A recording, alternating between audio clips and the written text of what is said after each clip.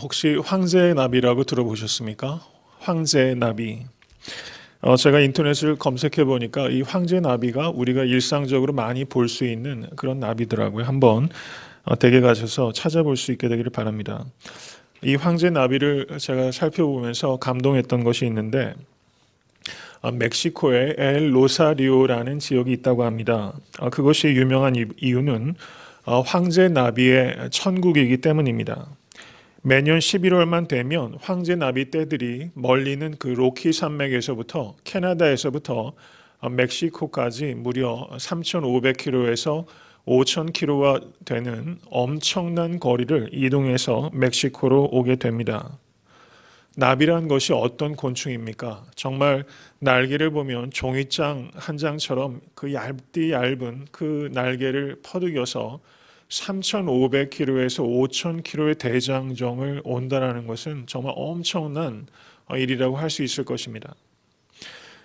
지상에서 약 50m 정도를 날면서 시속 20km로 온다고 합니다. 그래서 15일에서 17일 정도를 쉴 새 없이 날아와서 캐나다 북부에서부터 멕시코까지 날아오게 되는 것입니다. 많게는 수천만 마리 정도가 군무를 이루어서 날아오게 되는 장관을 연출한다는 것입니다. 세계에서 가장 장거리를 이동하는 곤충이 바로 이 황제 나비라는 것입니다. 그래서 이 나비를 황제 나비라고 이름을 붙인 것은 참으로 적절하다고 생각이 됩니다. 알프레드 러셀 윌리스라는 영국의 식물학자가 있었습니다. 연구실에서 그가 이 황제 나비에 대해서 연구를 하고 있었습니다. 나비가 막 고치에서 나오려고 사력을 다할 때 이 과학자가 보기가 안쓰러워서 핀셋으로 그 고치의 끝을 살짝 잘라주었습니다. 그래서 과학자의 도움으로 이 나비가 비교적 수월하게 고치에서 나올 수 있었습니다. 그런데 예상과는 달리 이 나비가 날개를 펴자마자 얼마 지나지 않아서 날개가 축 늘어지더니 쉽게 죽고 말았다는 사실입니다. 이 황제 나비가 탄생의 과정에서 쉽게 나왔기 때문에 고난을 통해서 살아갈 수 있는 힘을 갖추지 못한 결과 이 나비가 이내 죽고 말았다는 사실입니다. 저는 오늘 본문 말씀을 보면서 이런 생각을 해보게 됩니다. 다윗이 하나님의 부르심을 받아서 사무엘을 통해서 기름 부음을 받아서 왕이 되었습니다. 그런데 기름 부음을 받고서도 무려 13년 가까운 광야의 시간을 통과하게 되었습니다. 만약에 다윗이 골리앗을 무너뜨린 직후에 저가 왕위 자리에 올랐다면 다윗이 더 나은 왕이 될 수 있었을까? 그것을 한번 우리가 깊이 생각해 볼 수 있게 될 간절히 바랍니다. 저명한 영성신학자인 유진 피터슨이라는 교수가 있습니다. 이분이 이스라엘을 여행하면서 다윗이 머물렀던 광야에 가서 생활을 하게 됩니다. 그리고 다윗이 그 광야에서 무엇을 느꼈을지를 깊이 묵상하게 됩니다. 그분이 책에서 이렇게 기록하고 있습니다. 광야에는 소음이 없습니다. 짐승들이 있기는 하지만 거의 사람들의 눈에 띄지 않습니다. 사람도 거의 살지 않습니다. 그곳에서 1시간, 2시간, 시간이 지나자 나의 시각과 청각과 후각이 극도로 예민해지기 시작했습니다. 이것이 그리스도인의 영성에서 광야가 그토록 중요한 위치를 차지하는 이유라고 생각합니다. 이런 취지의 글로 유진 피터슨이 책에 남기고 있다는 사실입니다. 광야에 가보신 적이 있으십니까? 광야에 가시게 되면 그 정막 속에서 우리가 갖고 있는 모든 감각들이 깨어나게 됩니다. 시각이 열리고 촉각이 열리고 후각이 열리고 극도로 우리의 감각이 예민해지는 것이 이 광야의 시간이 우리에게 가져다주는 유익이라는 것은 참으로 공감할 수 있습니다. 광야가 어떤 성격을 가지고 있습니까? 광야는 죽음의 장소이면서 동시에 생명의 장소인 것입니다. 광야에 가면 시시각각 기후가 바뀌게 되고 독충과 독사와 그리고 그 맹수의 위험이 늘 있는 곳입니다. 위험한 장소입니다. 반면에 광야는 광야만이 갖고 있는 아름다움을 가지고 있다고 할 수 있습니다. 광야는 또한 사탄의 강력한 유혹이 있는 장소인 동시에 하나님의 강력한 보호를 경험할 수 있는 장소라는 것입니다. 사람이 광야에 가면 그 바닥이 완전히 드러나 버리는 사람이 있는가 하면 광야에 가서 그 잠재력이 발견이 되고 잠재력이 폭발하는 사람도 있다라는 것입니다. 누구에게나 광야는 반가운 곳은 아닐 것입니다. 광야는 분명히 우리에게 고통을 주는 장소임에 틀림없습니다. 그렇지만 광야는 우리의 삶의 고통을 주지만 삶의 가치를 발견할 수 있게 하고 삶의 신비를 찾을 수 있는 곳이라는 것을 우리가 생각할 수 있다는 사실입니다. 우리는 인생의 광야에서 무엇인가를 잃어버리게 됩니다. 그렇지만 광야에서 잃어버리는 것이 있는가 하면 우리가 광야를 통해서만 얻을 수 있는 것이 있다는 것을 생각하시는 사랑하는 성도님 되실 수 있게 되기를 간절히 축원합니다. 만약에 성도님들 가운데서 지금 내 인생의 혹독한 광야를 통과하고 계시다면 이 광야를 통해서 하나님과 이별하는 사람이 되는 것이 아니라 하나님과 더욱더 깊은 만남을 얻으시는 우리 사랑하는 성도님 되실 수 있게 되기를 주님의 이름으로 간절히 축원합니다. 다윗이 이제 21장을 보시면 사울을 피해서 20장에 다윗과 요나단이 안타까운 이별을 하게 됩니다. 그리고 21장부터는 다윗의 광야에서의 고난이 시작됩니다. 그 광야 시간이 무려 13년 동안이나 지속되는 것입니다. 왕으로 불린 받은 사람은 크게 쓰임받는 사람이면 사람일수록 그 광야가 혹독할 수 있다는 것을 우리가 생각하는 것은 광야의 시간을 지나는데 매우 큰 유익이 될 것이라고 생각이 됩니다. 다윗이 제일 먼저 도망친 곳은 노비라는 곳이었습니다. 노베 가서 제사장 아히멜렉을 만나게 됩니다. 거기에서 다윗은 너무나 허기가 져서 살아남기 위해서 이 아히멜렉에게 거짓말을 하게 됩니다. 그 내용은 이런 것입니다. 저는 지금 왕의 명령을 수행하는 중입니다. 왕께서는 이 임무에 대해서 누구에게도 말하지 말라고 하셨습니다. 조금 있으면 저의 젊은 수하들도 오게 될 것입니다. 그들을 먹이기 위해서 떡 5덩이만 내어줄 수는 없겠습니까? 라고 말하면서 다윗이 어쩔 수가 없어서 제사장에게 거짓말을 하게 되는 장면이 오늘 기록되어 있다는 것입니다. 그리고 아히멜렉은 이 다윗이 거짓말을 하고 있는지 아니면 참말을 하고 있는지 알았는지는 모르겠지만 제사장임에도 불구하고 제사장들만 먹을 수 있는 전설병을 이 다윗에게 내어주는 참된 경건의 모습을 나타냅니다.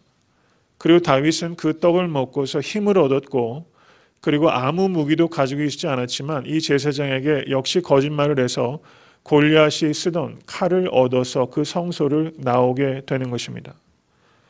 빈 배를 가지고 있었고 빈 손을 가지고 성소를 찾았던 다윗이 그 성소에서 배를 채우고 그리고 빈 손에 칼을 가지고 나올 수 있었다는 것입니다. 이것을 통해서 우리가 생각해야 되는 것은 교회가 어떤 역할을 해야 되는가 하는 것입니다. 교회는 많은 사람들이 빈 배를 가지고 그리고 공수, 빈 손을 가지고 오게 되는 것입니다. 우리 애타한테 섬기는 교회도 이 노베 성소처럼 빈 배와 빈 손을 가지고 오는 많은 사람들이 배를 채우고 아무 보호할 수 있는 것이 없는 사람들이 하나님의 말씀과 성령을 통해서 무기를 가지고 나아갈 수 있는 그런 교회가 될 수 있게 되기를 간절히 소원합니다.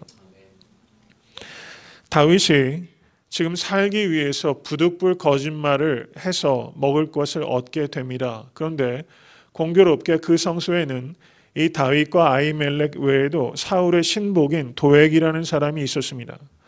그런데 이 도액이 나중에 사울에게 이 아히멜렉이 다윗을 도왔다고 고발함으로 말미암아서 이 아히멜렉은 말할 것도 없고 아히멜렉의 일족과 무려 85명이나 되는 제사장들이 학살을 당하게 되는 엄청난 일을 겪게 된다는 것입니다. 나중에 이 아히멜렉이 사울 앞에서 심판을 받을 때 이 아히멜렉은 이 다윗이 자기에게 거짓말을 했다는 것에 대해서 비난하지 않고 오히려 다윗과 같은 충신이 어디 있냐고 말하면서 이 아히멜렉이 적극적으로 다윗을 변호하게 됩니다. 그리고 그 결과로 이 아히멜렉이 죽음을 당하게 됩니다. 사울의 칼을 피해서 이 아히멜렉의 자식들 중에서 유일하게 한 사람만이 생존하게 됐는데 그 사람의 이름은 아비아달입니다. 사무엘상 22장 22절을 보시면 이 아비아달이 다윗에게 피신했을 때 이 다윗이 자신의 그 안타까운 마음을 이렇게 표현합니다. 사무엘상 22장 22절을 한번 보시기 바랍니다. 그날에 에돔 사람 도액이 거기 있기로 그가 반드시 사울에게 고할 줄 내가 알았노라. 내 아비 집의 모든 사람 죽은 것이 나의 연고로다. 이렇게 말하면서 이 다윗은 자기 때문에 아히멜렉뿐만 아니라 85명의 사람이 무고하게 죽은 것에 대해서 비통해하고 그리고 그것이 자기 연고로다라고 말하면서 정말 정중하게 이 아비아달에게 사과를 하는 장면이 여기 나타나고 있다는 사실입니다. 아히멜렉뿐만 아니라 그의 유일한 생존자 그 아비아달도 다윗에게 비난하지는 않습니다. 그리고 성경 기자도 다윗이 거짓말을 통해서 목숨을 유지했던 것에 대해서 비난하고자 하는 의도는 없습니다. 그렇지만 성경 기자는 다윗을 영웅으로 만들고 있지도 않다는 사실입니다. 이것을 통해서 우리가 깨달아야 되는 것은 다윗은 자기가 여하튼 간에 거짓말을 통해서 목숨을 유지할 수밖에 없는 연약한 존재라는 것을 깨달았다는 것입니다. 혹시 성도님들께서 미국에 이민을 오셔서 하루하루 살아가시면서 다윗이 왕의 특별한 명령을 수행하고 있다고 본의 아니게 했던 거짓말처럼 악의는 하나도 없지만 내가 살기 위해서 어쩔 수 없이 할 수밖에 없었던 그런 거짓말들도 우리에게 있었을 것이다. 이런 생각이 됩니다. 다윗이 이와 같은 경험을 통해서 깨달았던 것처럼 정말 내가 얼마나 연약한 존재인가. 하나님께서는 다윗을 왕으로 세우시기 위해서 가장 먼저 다윗에게 가르치신 것은 내가 얼마나 약한 존재인가 라는 것을 하나님께서 다윗에게 가르치셨다는 것입니다. 이 깨달음이 우리에게 있게 되기를 간절히 소원합니다. 저는 나중에 다윗이 13년 뒤에 왕으로 등극한 후에도 아마 이 아히멜렉을 비롯한 85명의 희생을 저가 내내 기획했을 것이라고 생각이 됩니다. 내가 왕이 된 것은 내 힘으로 된 것이 아니라 무고하게 죽을 수밖에 없었던 그 사람들의 공로가 없으면 결코 가능하지 않았다는 것을 이 다윗은 내내 생각했을 것입니다. 우리가 이 자리에 있게 된 것도 내 힘으로 내가 잘해서 내가 노력한 것으로 이 자리에 있는 것이 아니라는 것을 우리 모두가 깊이 깨달을 수 있게 되기를 간절히 소원합니다. 그 뒤에 이어지는 이야기는 10절부터 보시기 바랍니다.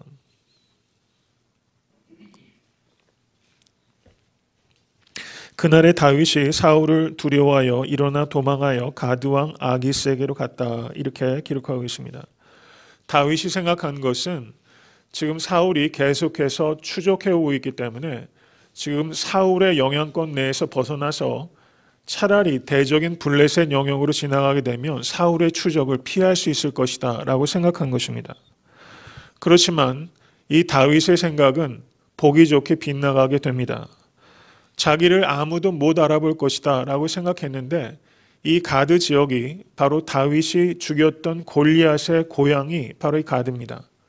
거기에 들어가자마자 사람들이 금방 알아보게 됐고 그리고 가드왕 아기스에게 이 사실을 보고하게 됩니다. 이제 다윗은 인질로 잡혀서 죽게끔 되는 그런 위기 가운데 봉착하게 됐다는 것입니다. 그래서 성경은 기록하기를 다윗이 심히 두려워했다라고 기록합니다. 그래서 다윗은 이 위기를 넘어가기 위해서 급기야 미친 척까지 하게 됩니다. 그래서 대문에 몸을 부비게 되고 그리고 침까지 수염에 흘리면서 미친 채를 해서 그래서 그곳에서 벗어나게끔 된다는 사실입니다. 시편 34편은 다윗이 미친 척을 통해서 생명을 얻은 후에 기록한 시편 말씀입니다. 시편 34편을 한번 보시기 바랍니다.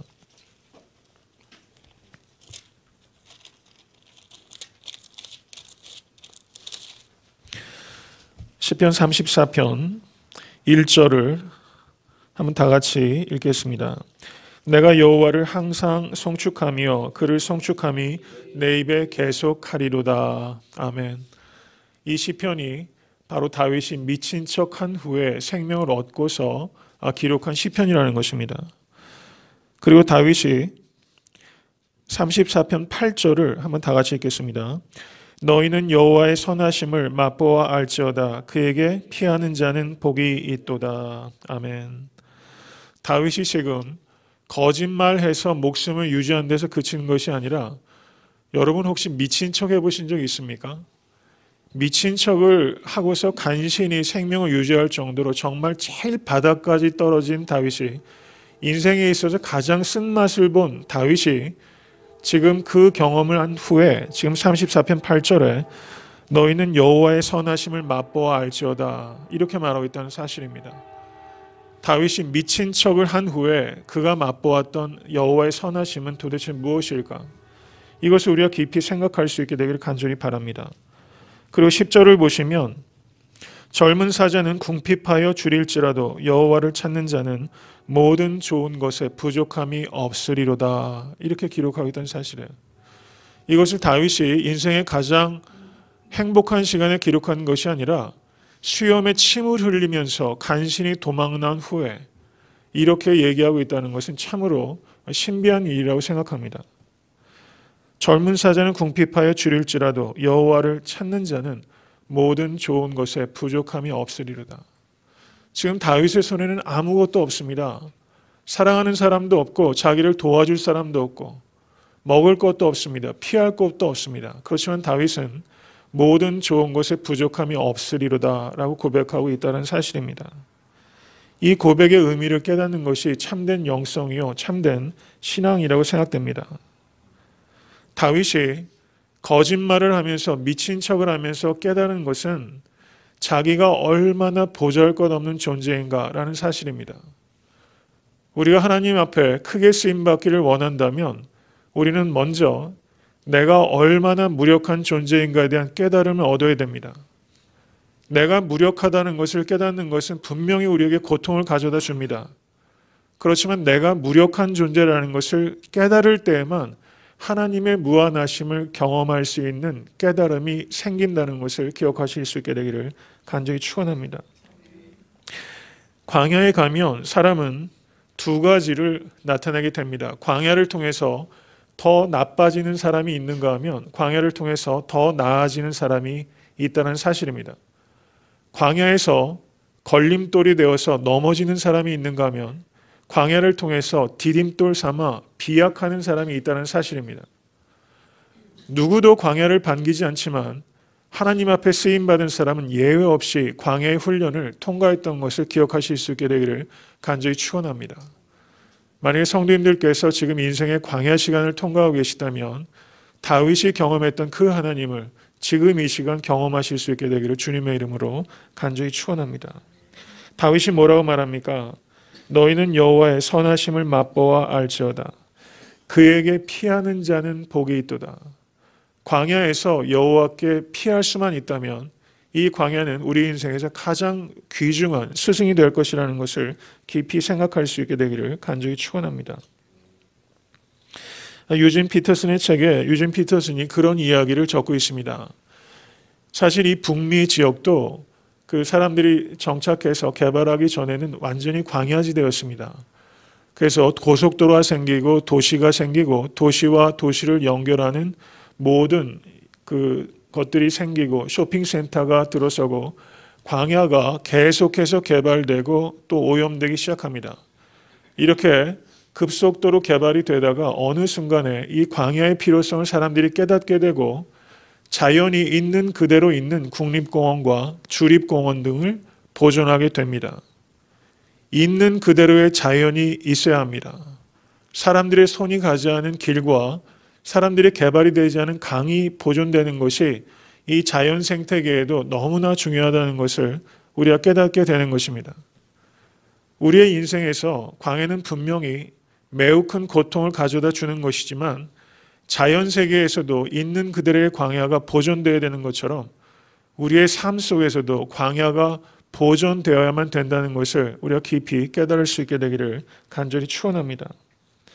그래서 한 시인이 이렇게 노래합니다. 광야가 없다면 세상이 어떻게 될까? 아, 광야를 세상에 남겨둘지어다.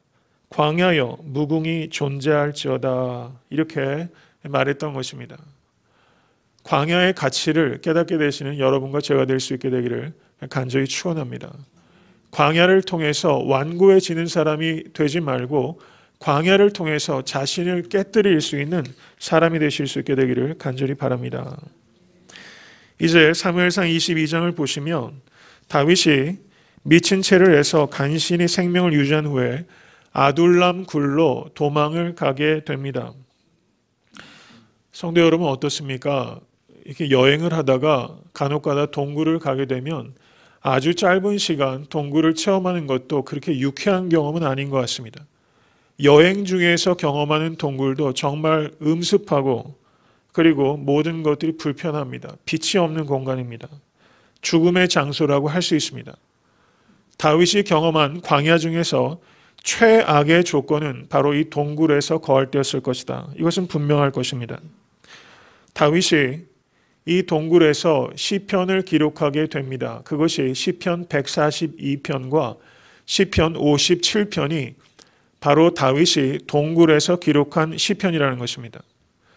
다윗이 수많은 시편을 남기고 있는데 거의 대부분의 시편이 광야 시간에 만들어질 수 있었다는 것은 우리에게 많은 것들을 생각하게 합니다. 광야를 통해서 하나님께서는 다윗을 키우신 것입니다. 광야를 통해서 다윗은 하나님을 찬양하게 되고 광야를 통해서 하나님께 더 나아갈 수 있었던 기회를 만들었던 것입니다. 시편 142편 4절을 보시면 다윗이 이렇게 탄식합니다. 내 우편을 살펴보소서. 나를 아는 자도 없고 피난처도 없고 내 영혼을 돌아보는 자도 없나이다. 이렇게 다윗이 동굴 속에서 자신의 고독을 탄식했습니다. 성도 여러분 어떻습니까? 이민 생활하시면서 정말 많은 외로움들을 견디셨던 시간들이 있을 것이다 라고 생각이 됩니다. 우리가 실패가 아픈 것이지만 실패보다 더 아픈 것은 고독이라는 것을 우리가 살면 살수록 깨닫게 됩니다. 외로움처럼 힘든 일이 없습니다.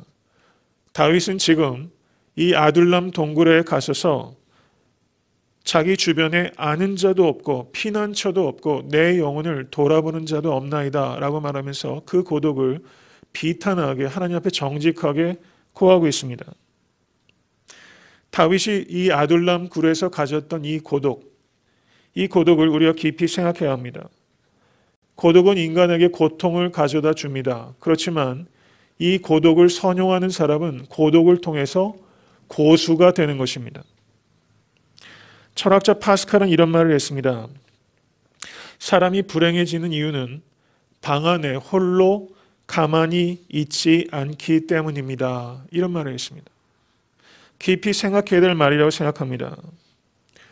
우리가 무엇인가를 배우기 위해서는 독서해야 합니다. 그런데 가만히 깊이 생각해 보면 우리가 독서를 통해서 무엇인가를 배우지만 독서보다 중요한 것은 홀로 사색하는 것이 더 중요하다는 것을 우리가 깨닫게 됩니다. 우리가 무엇인가를 받아들일 때는 대화를 통해서 세상을 배우게 됩니다. 지식을 얻습니다. 그렇지만 대화를 통해서 그 지식이 연근한 것이 아니라 침묵을 통해서 그 지식이 비로소 내 것이 된다는 것을 우리가 깊이 생각할 수밖에 없다는 사실입니다. 고독을 통해서 사람은 자라게 되고 고독을 통해서 실력이 커간다는 것을 깊이 생각할 수 있는 여러분과 제가 될 수 있게 되기를 간절히 바랍니다. 여러분, 리더가 된다는 것은 어떤 일입니까? 가장이 된다는 것은 책임을 진다는 것을 의미합니다. 가장으로서 고독하게 결정해야 될 여러 가지 일들이 있습니다. 교회에서는 어떻습니까? 중요한 여러 가지 일들을 결정하게 되는 리더들은 외롭습니다. 세상에서 크게 쓰임받은 사람들은 모두 고독을 견뎌낸 사람이라는 것을 우리가 생각할 수밖에 없다는 것입니다.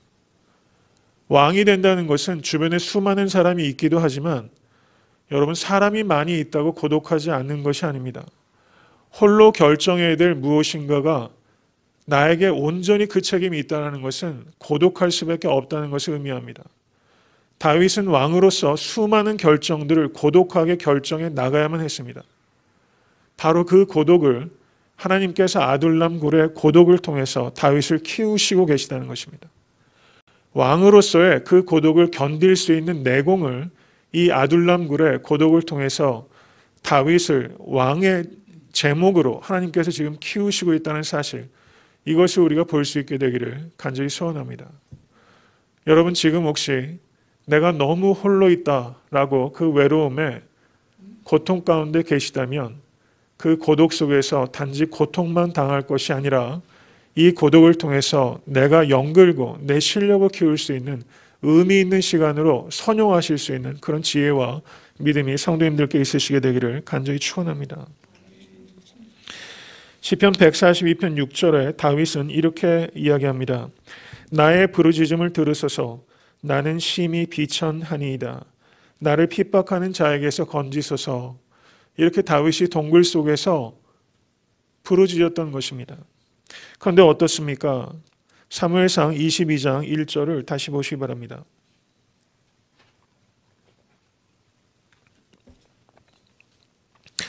그러므로 다윗이 그곳을 떠나 아둘람 굴로 도망하매 그 형제와 아비의 온 집이 듣고는 그리로 내려가서 그에게 이르렀고 환난당한 모든 자와 빚진 자와 마음이 원통한 자가 다 그에게로 모였고 그는 그 장관이 되었는데 그와 함께한 자가 400명가량이었더라 라고 기록하고 있다는 사실입니다.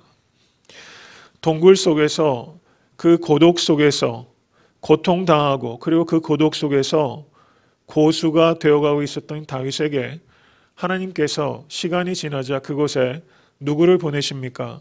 다윗의 부모들과 형제들을 보내시고 그리고 다윗과 같이 어려움 가운데 있는 상처받은 사람들을 약 400명가량 그 동굴로 보내주시게 됩니다.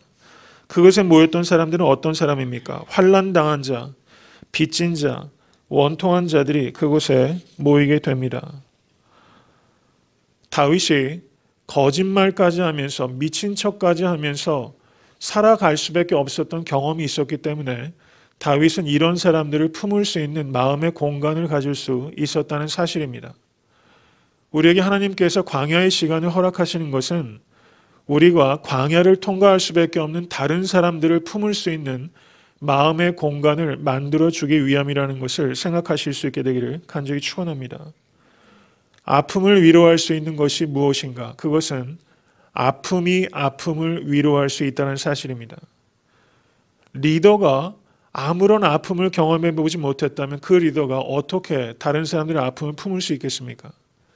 내가 지금 겪고 있는 이 아픔은 이 아픔을 통해서 다른 사람을 품을 수 있는 공간을 만들어주기 위한 하나님의 섭리라는 것을 기억하실 수 있게 될 간절히 축원합니다. 다윗은 그곳에서 이렇게 인격이 자라고 성품이 자라고 그리고 실력이 자랐던 것입니다. 그리고 400명이라는 사람이 모여서 이제 그들을 통해서 하나님께서는 하나님의 나라를 시작하신 것입니다. 다윗에게 그 동굴은 분명히 고통의 자리였지만 절망의 자리는 아니었습니다. 성도님들께서 광야의 시간을 통과하시면서 그것은 분명히 고통의 자리지만 절망의 자리가 되어서는 안 되는 것입니다. 그 고통의 자리에서 희망이 시작될 수 있는 것입니다. 이것을 바라보실 수 있게 되기를 간절히 축원합니다. 시편 57편은 바로 다윗이 아둘람 굴에서 기록한 시편으로 알려지고 있습니다.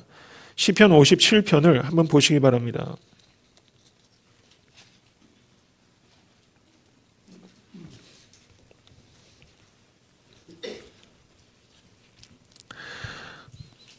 여러분, 동굴이라는 곳이 어떤 곳입니까? 동굴에 가서 다윗이 동굴에 가서 동굴 그 입구에 빛이 들어오는 곳을 응시하고 있었을 거예요.